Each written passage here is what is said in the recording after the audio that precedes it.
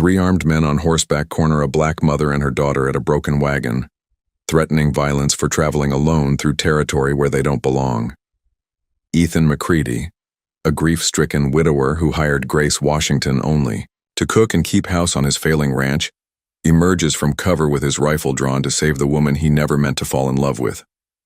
Now he must choose between the land he built as a monument to his dead wife and protecting the forbidden family that brought his heart back to life. Grace Washington clutched her daughter's hand as three mounted men circled their broken wagon. The wheel lay shattered in the dust, supplies scattered across the crossroads like broken promises. Buck Morrison leaned forward in his saddle. His smile held no warmth. "You two look lost." Grace straightened her spine. She pulled Lily closer. "We're managing fine. This ain't a place for your kind to be wandering alone." Morrison's hand drifted toward his gun. "Someone needs to teach you about knowing your place." The rifle shot cracked like thunder. Ethan McCready stepped from behind the rocks, Winchester smoking in his grip. "I suggest you boys move along." Morrison spat tobacco juice into the dirt. "This ain't over, McCready. You're making a mistake." The three riders disappeared into dust clouds. Grace's breathing steadied. Lily pressed against her mother's side. Ethan lowered his rifle. He studied the broken wheel, the scattered belongings, the fear still bright in the child's eyes. "You hurt?" Grace shook her head. "Thank you." He nodded once, walked back toward the rocks where his horse waited. 3 months earlier, Jake found Ethan passed out in Sarah's bedroom again. Empty bottles lined the windowsill. Her portrait watched from the dresser. Her clothes still hung in the closet like ghosts. "Boss, we lost 12 head this week." Jake pulled open the curtains. Sunlight cut across the unmade bed. "Can't run a ranch from a whiskey bottle." Ethan sat up slowly. His head pounded. His mouth tasted like copper and regret. "The cook quit yesterday. That makes 3 this month." Jake gathered the empty bottles. "Bills are piling up. Creditors are asking questions." Ethan stared at Sarah's portrait. Her smile seemed smaller than he remembered, more fragile. "Post another job listing." "Boss, maybe it's time to sell. Take what you can get and start fresh somewhere else. This ranch is all I got left of her." Jake sighed. He'd had this conversation before, always ended the same way. 2 days later, Grace appeared at his door. Lily hung back by their wagon. Both carried themselves with careful dignity. Grace's voice held education he hadn't expected. "I'm here about the cook position." Ethan looked past her to the child. "Wasn't expecting 2 of you." "My daughter won't be any trouble. She can help with cleaning." He studied Grace's face, searching for something he couldn't name. "Can you cook?" "Yes, sir." "Keep house?" "Yes, sir." "Stay out of my business?" Grace paused. "Yes, sir." Inside, Lily stared at Sarah's portraits. They lined every wall, filled every corner. Her small voice carried sharp judgment. "Why's he got pictures of that white lady everywhere, Mama?" Grace touched her daughter's shoulder, a warning and comfort both. Ethan emerged from the kitchen. "Your room's upstairs, back of the house." He handed Grace a list written in shaky handwriting. "These are Sarah's favorite meals. You'll make them exactly like this." Grace scanned the list. Beef stew with carrots, cornbread with honey, apple pie with cinnamon. "How often?" "Every day." His voice held no room for argument. "Don't touch anything in the main bedroom. This arrangement is temporary." That first week, Grace moved through the house like a careful ghost. She dusted around Sarah's things, cooked from the endless list, watched Ethan drink himself to sleep each night on the porch. Lily explored the ranch with wary curiosity. She found injured birds and nursed them in secret, built small forts from broken fence posts, asked Jake endless questions about cattle and horses. Grace carried a worn photograph everywhere. She pulled it from her pocket when she thought no one watched, studied it with the same careful tenderness Ethan showed Sarah's portrait. But when footsteps approached, the photograph disappeared. Ethan received letters twice a week, Always the same angry handwriting. He burned them without reading them completely. His jaw tightened each time. His drinking increased. 2 weeks after Grace arrived, Silas Crawford came calling. He owned the biggest spread in 3 counties, controlled the water rights that kept smaller ranches alive. Crawford's smile never reached his eyes. He studied Grace as she served coffee, watched Lily sweep the porch. Interesting help you've hired, McCready. Ethan's coffee cup stopped halfway to his lips. Hope you're not getting too attached. Crawford's voice carried silk over steel. Water rights come up for renewal soon. Hate to see you make choices that might complicate things. After Crawford left, Grace found Ethan staring at Sarah's portrait. His hands shook slightly. He controls the water? Ethan nodded. And without water, you lose the ranch. Another nod. That night, Grace started packing. Her movements were efficient, practiced. She'd done this before.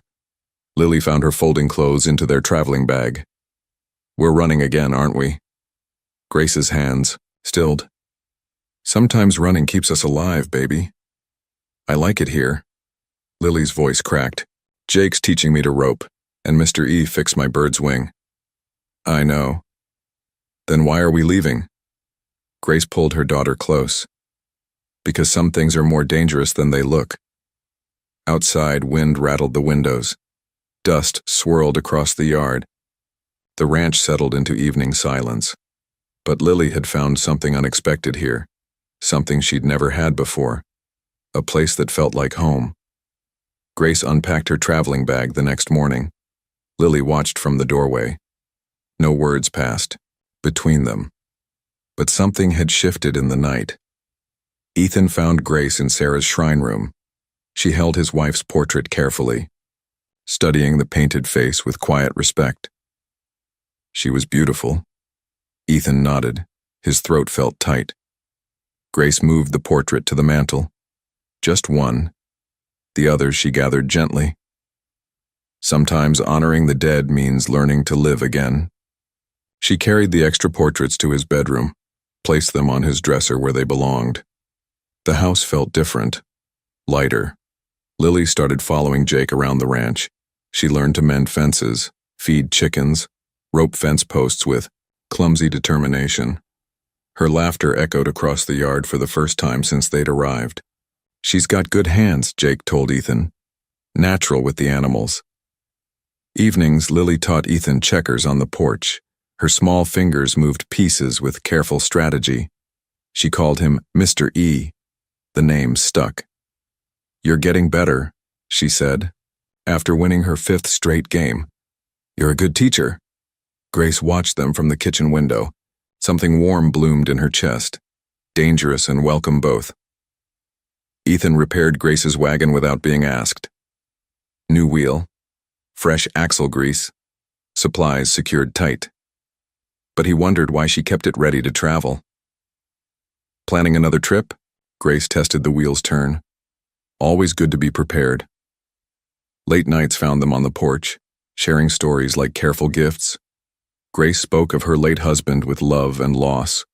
Ethan began remembering good times with Sarah instead of just the guilt. Marcus used to say that grief was love with nowhere to go, Grace said. Stars wheeled overhead. Maybe the trick is finding somewhere new to put it. The wind carried distant thunder. Storm clouds gathered on the horizon. Crawford's pressure increased like the weather. Strange men appeared on ridgelines, watching, waiting. They never came close enough to challenge, but their presence felt like a noose tightening. Jake found cattle with cut fence lines. Water troughs mysteriously dry. Boss, someone's sending a message. What kind of message? The kind that ends badly if you don't listen. Crawford appeared the next day with solutions. His smile was all teeth and poison. Terrible shame about your water troubles, McCready. All this could go away.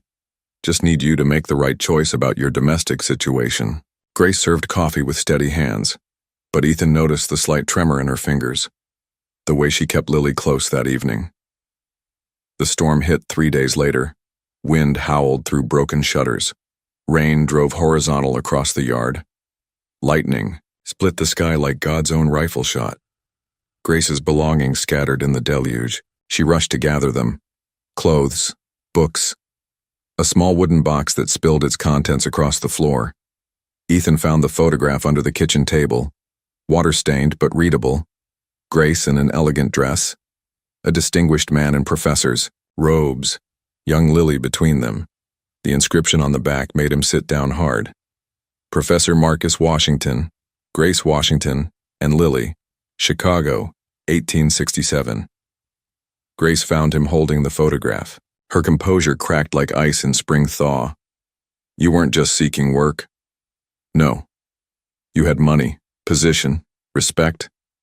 Grace's hands shook as she took the photograph back. Had being the key word. What happened? The story came out in broken pieces. Marcus was a prominent educator, advocated for advancement, taught reading to former slaves, built a school, spoke at conferences, made white folks nervous. They called him uppity, said he was getting ideas above his station. Grace's voice went flat.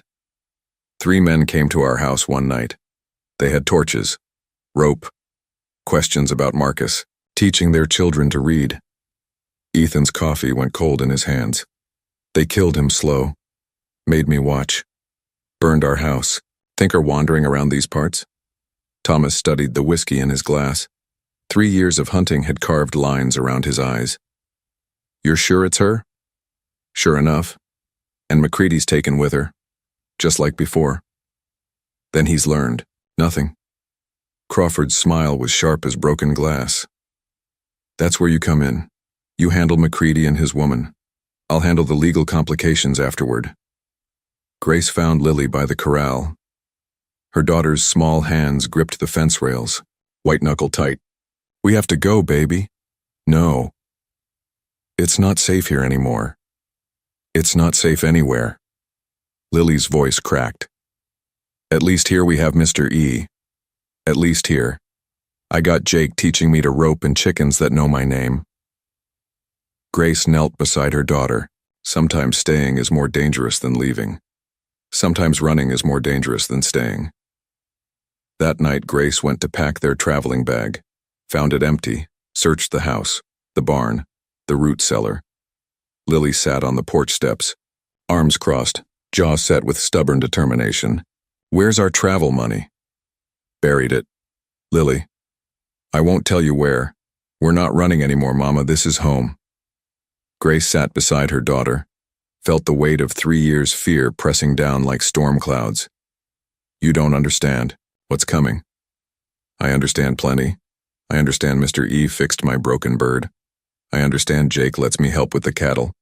I understand you smile more here than anywhere else we've been. Grace looked across the ranch, saw possibility in the mended fences, hope in the repaired barn, love in the lit windows of the house. Baby, there are men coming who want to hurt us. Then we fight. We might lose. Lily took her mother's hand, small fingers wrapped around, calloused palm. Better to lose fighting for home than win running from it. That night, Thomas Brennan camped 5 miles from the ranch. His men cleaned their weapons by firelight, checked their ropes, sharpened their resolve. Crawford's men positioned themselves on the ridges, cut off the escape routes, made sure McCready's choice would be simple: surrender or die. Grace found the hidden wagon wheel at dawn. Lily had buried it deep, covered it with stones and prayers and the desperate hope of a child who'd never had a home worth keeping. She stood in the barn holding her daughter's future in her hands. The wheel felt heavier than heartbreak. Outside, dust clouds appeared, on the horizon, moving fast, getting closer. The choice was made. They would stand and fight, or they would die trying. Grace hitched the repaired wagon in silence. Dawn light cut across the yard like judgment. The wheel turned smooth. Ethan had done good work. Lily sat on the porch steps, her traveling bag beside her, but her eyes held rebellion. We could stay and fight. Fighting gets people killed, baby. Running gets people killed too. Grace secured the last rope. Her hands moved with practiced efficiency. 3 years of quick departures had taught her economy of motion. The sound of hoofbeats stopped her cold. 3 riders appeared at the gate, Morrison in the lead. His smile promised violence. They blocked the path to town, escape routes cut off like arteries. Going somewhere, Grace? She stepped in front of Lily. Just taking a ride. Funny. Looks like running to me. Morrison's men spread out, flanking positions. They'd done this before. Grace's heart hammered against her ribs. The broken wagon wheel from months ago. The crossroads. History repeating like a curse. This ain't your business. Everything in this territory is our business. Morrison leaned forward in his saddle, especially when it involves folks who don't know their place. The rifle shot cracked the morning air. Ethan stepped from behind the barn, Winchester smoking, his face carved from stone and purpose. I suggest you boys move along. Morrison's smile widened. This ain't over, McCready. You're making a mistake. They rode away, but their laughter carried on the wind like distant thunder. Grace's breathing steadied. Lily pressed against her side. You came after us. Ethan lowered his rifle.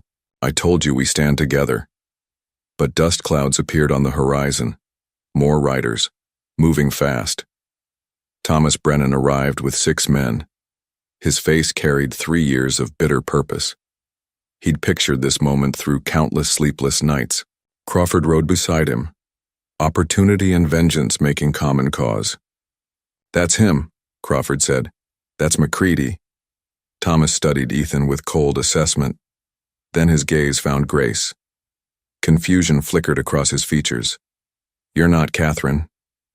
No. Then where is she? A woman stepped from behind the house, visibly pregnant, her mixed heritage clear in the morning light. Catherine had been hiding in town, heard about the confrontation, come to face her past. I'm here, Thomas. The pieces shifted like puzzle parts finding their place. Thomas's certainty cracked. His told me they'd come for Lily next if I didn't disappear.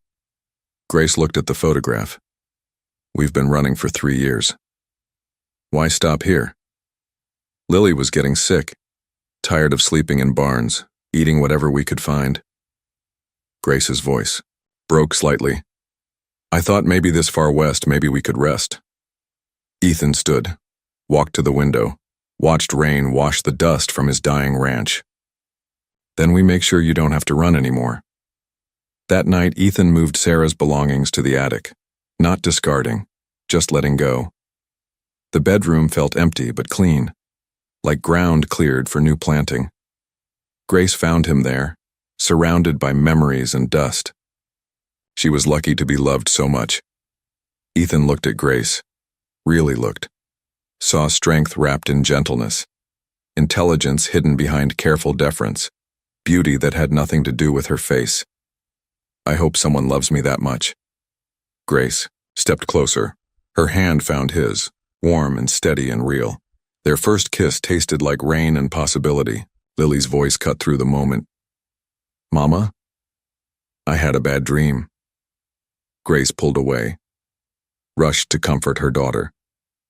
Ethan stood alone in the empty room. But he wasn't lonely anymore. He was falling in love. Not just with Grace, with the family they could become. Outside, lightning revealed a figure on horseback, watching from the ridge. Gone when the next flash lit the sky. But the feeling remained. Eyes in the darkness. Danger circling closer. The storm passed, but others were coming. Grace swept the ashes from the fireplace at dawn. A fragment of paper caught her eye, partially burned, still readable. The handwriting was angry, desperate. Words jumped from the charred page like accusations. Sarah's death. Justice. Catherine. The signature made her blood freeze. Thomas Brennan, Sarah's loving brother. She found Ethan repairing fence posts behind the barn. His hands worked the wire with mechanical precision, but his shoulders carried tension like a yoke. Who's Catherine? His hands stilled. The wire cutters trembled slightly. You read my letters. I found pieces in the fireplace. Grace held out the fragment. Who is she? Ethan's carefully constructed grief crumbled like old timber. The story came out in broken confessions. Sarah hadn't died in an accident. She'd taken her own life after discovering his affair. Catherine was mixed race, passing for white, beautiful and educated and everything Ethan thought he wanted when his marriage felt cold. Sarah found out. Couldn't handle the shame of it. Ethan's voice went flat. Took poison rather than face the scandal. Grace stepped back. The fragment felt heavy in her palm. Thomas has been hunting Catherine ever since. Believes she corrupted me. Caused Sarah's death. Ethan looked at his hands. He's not wrong. The parallel hit Grace like a physical blow. They were both running from the same thing. Love the world called wrong. But hers had been sanctified by marriage and destroyed by hatred. His was forbidden from the start and destroyed by his own choices. We're the same, she whispered. No. Your love was pure. Mine was selfish. Grace studied his face. Saw guilt carved deep as canyon walls. Maybe. But we're both here now. Crawford's men grew, bolder. They rode close to the house when Ethan was away, made Grace nervous with their lingering stares, their whispered comments. One afternoon, they cornered her by the well. Morrison's smile held malice. Pretty woman like you shouldn't be alone out here. Dangerous country. Grace straightened, kept her voice level. I'm not alone. McCready can't protect you forever. Smart woman would move on before things get complicated. They rode away laughing, but Grace felt their eyes like brands on her back. Jake brought disturbing news from town. Boss, someone's been asking questions about Catherine, about what happened to Sarah. He glanced toward the house where Grace hung laundry. And they're asking about Grace now too. What kind of questions? The kind that end with rope and fire. That night, Grace and Ethan argued in harsh whispers on the porch. She wanted to leave. Draw the danger away from him and Lily. He wanted to fight. Stand their ground. Running kept us alive for 3 years, Grace said. It can keep us alive for 3 more. I'm tired of running from what I am. And I'm tired of watching people I love die for it. Lily pressed her ear to the kitchen door, heard enough to understand. They were leaving again, running like always. She slipped outside, found the wagon wheel Ethan had repaired, rolled it behind the barn, buried it under hay and old saddle blankets. No more running. Not from the first place that felt like home. Thomas Brennan arrived in town 3 days later. He met with Crawford at the saloon. 2 men united by different hatreds but the same goal. She's calling herself Grace now, Crawford said. But it's got to be the same woman. How many educated colored women 3-year hunt had led him to the wrong woman. But rage filled the empty space where purpose used to live. So you replaced one with another, McCready? Sarah's death meant nothing. Catherine's voice cut through the tension, clear as creek water, sharp as broken glass. Sarah didn't die because of shame. Thomas turned. What? She didn't kill herself because she found out about me and Ethan. Catherine's hand rested on her swollen belly. She killed herself because she was carrying your child. The words hit like physical blows. Thomas staggered. His face went white as bone. That's impossible. Check the dates, Thomas. Count the months. Catherine's voice held no malice. Only exhausted truth. Your sister came to me before she died, told me everything. About your visits when Ethan was away. About the baby that wasn't her husband's. Thomas's men exchanged glances. Doubt crept across their faces like shadows. Sarah was pregnant with your child when she took that poison. She couldn't face the scandal of it. The hypocrisy. Catherine stepped closer. Ethan's affair was his, response to her betrayal, not the cause of it. Crawford sensed his leverage slipping away. Doesn't matter who's right or wrong. This town won't stand for what you're doing, McCready. Choose your land or choose them. Ethan's response came without hesitation. Then I choose them. The standoff stretched tight as fence wire. Men fingered their weapons. Horses shifted restlessly. Death hung in the air like morning mist. But Thomas had lost his righteous fury. Faced with his own guilt, his vendetta crumbled to dust. "Stand down," he told his men. Crawford's face twisted with rage. This ain't finished. But his power was broken, his allies gone. He rode away alone. 1 year later, the ranch thrived under Grace's steady management and Ethan's renewed purpose. They'd built something beautiful, not legally married, but family, in every way that mattered. Catherine lived in a small house nearby, her child healthy and accepted. The community had grown around them, tolerance born from necessity and nurtured by time. Lily played in the yard while Grace taught Ethan to read from Marcus's books. Golden hour light made everything seem possible. Hope felt solid as the ground beneath their feet. Then Lily ran. To them, breathless with excitement that turned to fear. "Mr. E, Mama, riders coming, a whole bunch of them." Grace went pale. Ethan reached for his rifle. In the distance, dust clouds approached. More men than they'd ever faced. Crawford had returned. With reinforcements. With final solutions. "Mama," Lily whispered. "Are we gonna have to run again?" Grace took Ethan's hand. Then Lily's. Her voice steady despite the fear in her eyes. "No, baby. This time we stand." The riders drew closer. Sunlight glinted off weapons. Off cruel smiles. Off the promise of violence. But Grace felt something different this time. Not just fear. Not just desperation. Love worth fighting for. Home worth dying for. Family worth everything. The dust clouds swirled higher. The sound of hoofbeats grew louder. Some battles are worth fighting, even when you know you can't win. And that is all to the story for now. Please let me know where you are tuning in from. Perhaps we will create a story there. Consider liking this video and subscribing to our channel, and if you enjoy our content, click this video on your screen. I promise you it's worth watching. See you tomorrow.